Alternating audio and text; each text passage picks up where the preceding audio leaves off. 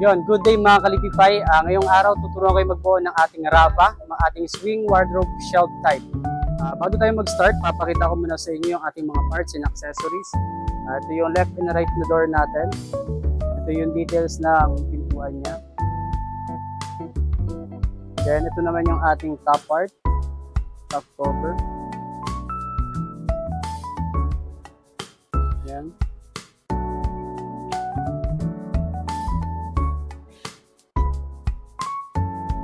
Ito naman yung bottom cover natin. Yung slot sa ganito.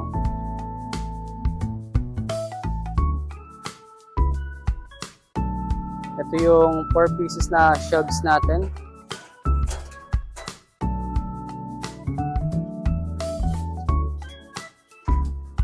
Ito yung ating back part o yung back panel natin.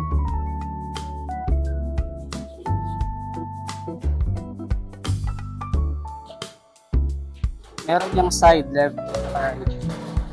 Then ito naman yung ating left and right side panel. Ayan yung ligagaya ng hooks. Hindi natin isasabit yung mga hooks natin. Ito naman yung high foot natin. Yung magiging footing niya. Tapos ito yung mga accessories ni Rapa. Ito yung mga hooks. Bali, meron tayong 2, 4, 6, 8, 10, 12, 14, 16 na hooks. Dapat equal din yung pang-lock niya, itong white. Tapos ito naman yung parts na magdudugtong sa ating back panel. So ito yung plastic washer, small pin para sa door, mga screw natin, itong mahabang screw para sa kanyang handle, hooks, long screw, then itong ginagamit natin sa pang-wall mount, yung screw niya, magnet, pati itong adjustable footing. Yan, bago tayo mag-start, ikabit na natin to, yung mga parts na to, sa ating high foot. Bali, magkakabit tayo ng footing dito sa walang butas. Yan. Bali, ito yung magiging ilalim niya.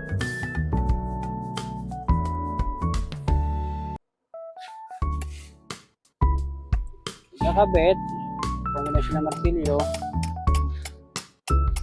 para mag-lock. Then next side.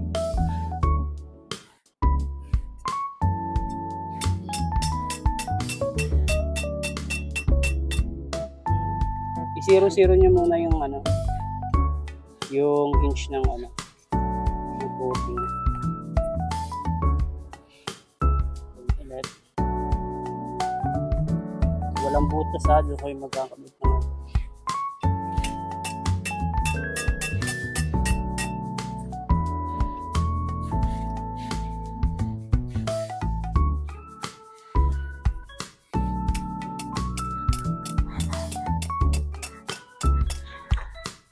kahit alin side dyan, left or right. Basta tatandaan natin, itong may mga butas na ganito, ayun yung magiging back part natin. Diyan natin ikakabit yung mga parts ng back panel. Ganitong mayroong slot, ito naman natin isasalpak yung ating top cover para din siya mag-lock. Sa paglagay na ito, itong mayroong dalawang butas sa dalawa, ito yung part na nakaharap dapat dito sa ating front. Yan, bali ito. Dito nakalabas yung butas niya, palabas siya. Dito siya sa may front.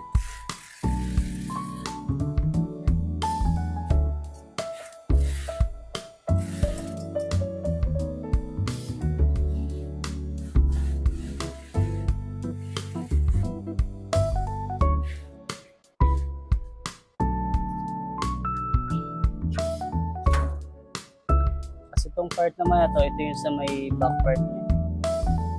Yung meron 3 butas sa gitna. Bali ganyan siya. Yung back part, Meron mga naka-built-in na butas dito, pati itong side na to. Then sa front part, dalawa lang, isa dito, tsaka dito. Kasi dito natin ilalagay yung small pin. Yan, dapat katapat niya itong merong pinch dito.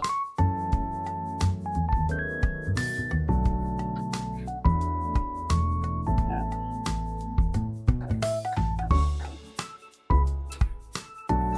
Yan, bali ipapaharap ko siya.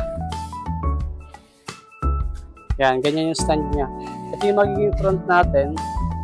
Yung salpakan ng pintuan, ito yan yung magiging pinto. Itong merong hinge dito. Merong nakaabang na slot. Diyan natin isasalpak yung top cover. Ito yung mga small pin. Ito natin i-screw yung back panel. Yan, sa may side niya. Kailangan magkakatapat yung mga butas. Space dito, meron siya nakaabang na manipis lang na metal dito. Ito yung maglalak dito sa kanya. Bali, itutungtong nyo lang yan. Kapag tama naman yung pagkakasalpak ninyo, kung saan magtatapat yung mga butas. Kung saan siyang magtatapat. Bali, ayun yung magiging palatandaan nyo kung tama yung pagkakabit ng backplate.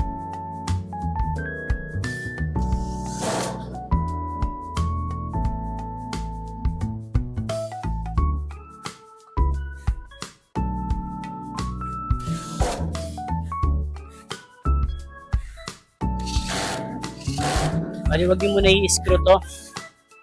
Ang next natin i-screw muna yung kabila.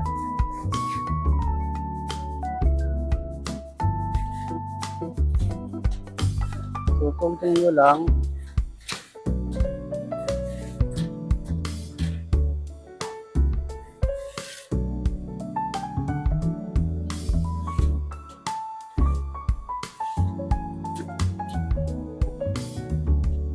Tapos, screw mo niya yung side.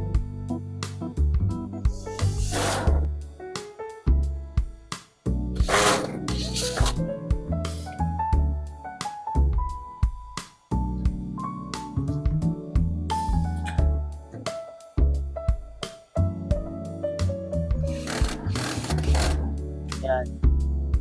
Itong nuts, tapos itong malapad na metal.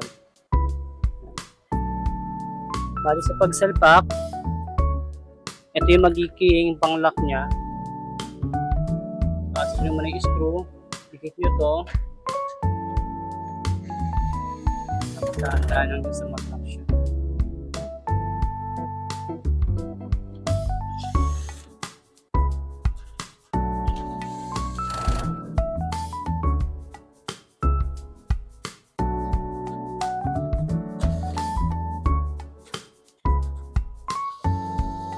Alright.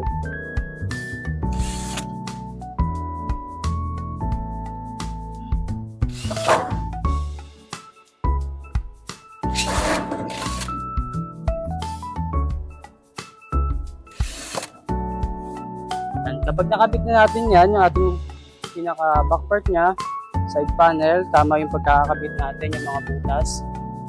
Magiging madali na rin yung pagkabit ng ating bottom part, pati ating top cover. Next natin ikabit itong ating top cover. Yan yung merong slot. Dito natin siya ipapasok sa space na yan. Ito, tapos sa baba.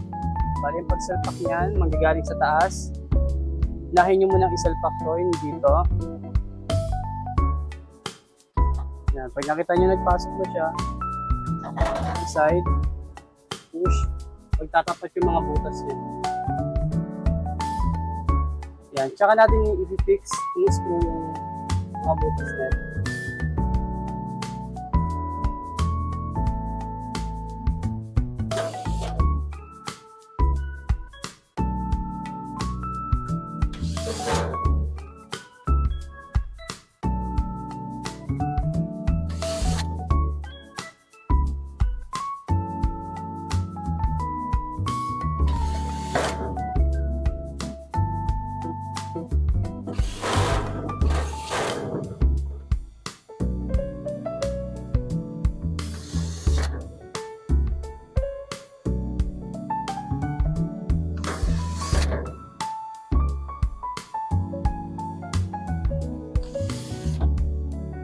pagkabit niyan, itong may mga slot. Yan, meron mga air na. Idikit natin sa ating backfire. Ay, galing muna siya dito. Tandaan natin siya ibaba. Yan, sa pagkabit ng hooks guys, bali pasikwat siya. Bali kung gusto nyong pantay yung pagkakalagay ng shelf, yung standard lang. Ang shelf naman natin is adjustable, depende sa mga things na ilalagay nyo kung gaano siya kalaki. Ma-adjust nyo naman siya. Pero kung gusto nyo ng standard lang, yung pantay-pantay lang yung pagkakalagay ng shelf, ang gawin nyo, mag-iwan kayo ng space dito sa butas. Bali, yung magiging itabot. Yan yung space nyo. Then, tapat-tapat lang naman siya. Yan, magkatapat lang yan. Tapos, space. Dito ulit sa pangalawa. Space. Pangalawa. Yung last space dito sa pangalawa. Yan, balikan nyo yung magiging layer ng shelves natin.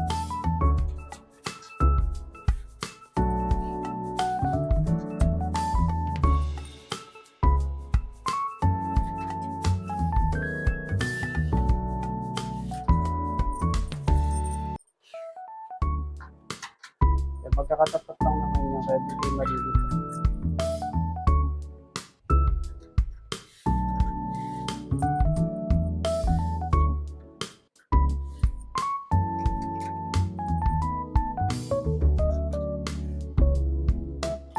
Yan, kapag na set na natin yung mga hooks, tsaka tayo magkabit ng shelves.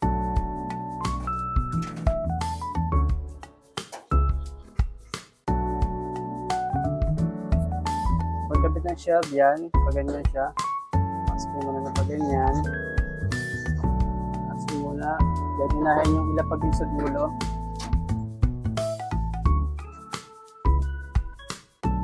Yung procedure lang. Dulo.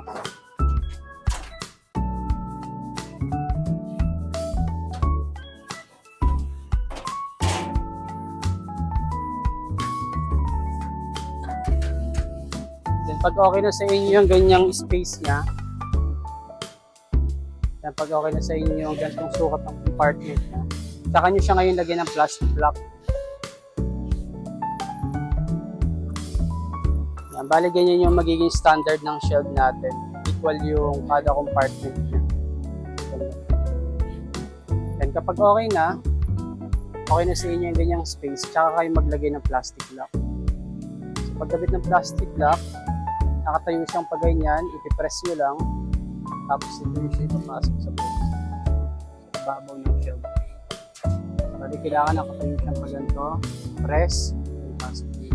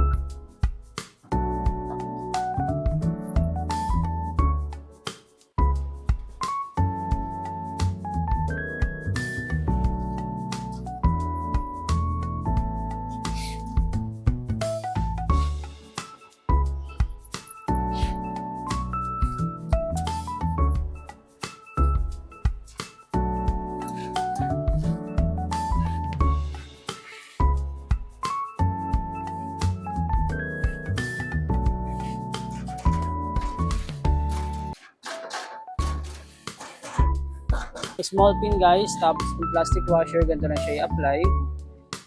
Ligay nyo muna dito sa mga butas na to yung ating small pin. Yan. Dapat ganito yung pagkakalagay ng butas, palabas siya.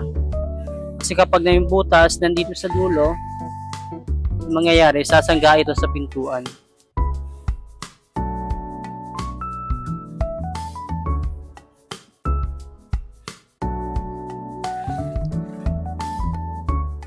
Yan, then itong pang-fix natin sa wall mount, yung pang-support natin sa kanya, ganito naman siya i-apply. Kunin nyo itong screw na to. Then, i-screw nyo siya rito. Pasok nyo to. Tapos sa butas.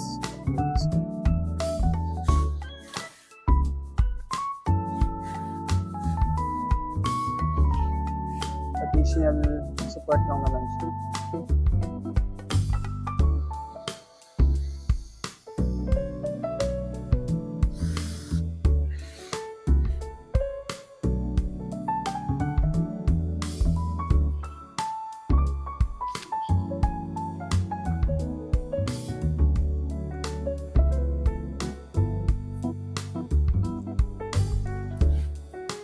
Bali wala siyang naka-built-in na butas pang wall mount. Pero meron siyang screw na available na pwede kasama. Bali ang gagawin nyo, i-direct nyo lang siya. Dito. Directan nyo na lang. Para may support rin yung additional pang wall mount natin. If ever na gusto nyo siyang i-wall mount, sa pader dito. Yan, meron na rin siyang kasamang extra tox tsaka screw. Yan, doon na tayo sa part ng pagkakabit ng pintuan. Kunin natin itong right side na pintuan natin. Sa pagkabit guys, unahin nyo muna yung sa pinakababa. Itong dulong butas, ayun yung ipapasok natin sa small pin. Yung pinakadulong butas. Bali sa baba muna.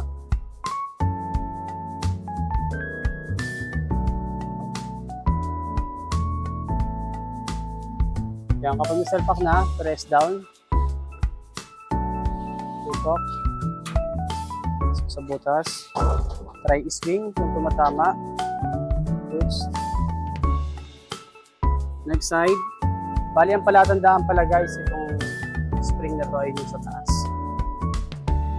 Baba muna. Press down. Pag narinig nyo na yun, matat siya. Ganyan. Then, tsaka natin ikabit yung ating handle.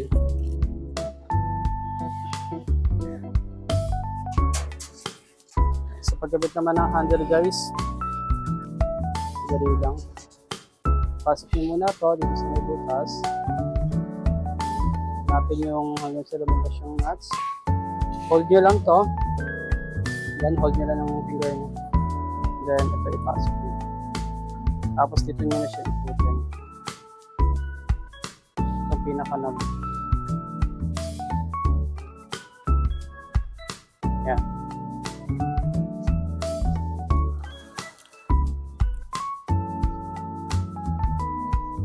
Yung kabilang side.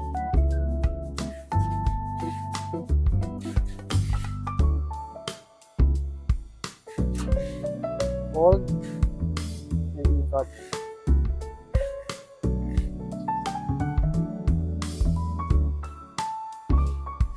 And after yan, nakabit na natin yung mga handle natin. Tsaka tayo magkakabit ng ating magnet. Yan. And dito.